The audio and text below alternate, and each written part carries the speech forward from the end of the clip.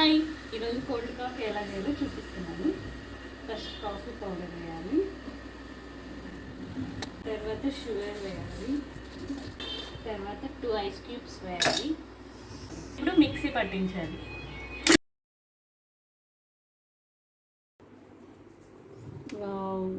ఇలా క్రీమీగా వచ్చి ఉంటుంది. ఇప్పుడు మనము ఇందులోకి కొన్ని పాలు పోసుకోవాలి, అలాగే కొద్దిగా చాక్లెట్ సిరప్ వేయాలి, అది మిక్సీ పట్టాలి.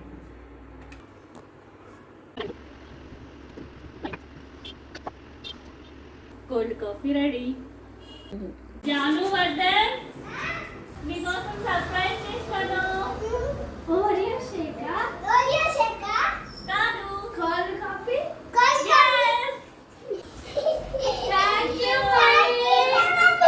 Okay, thank you.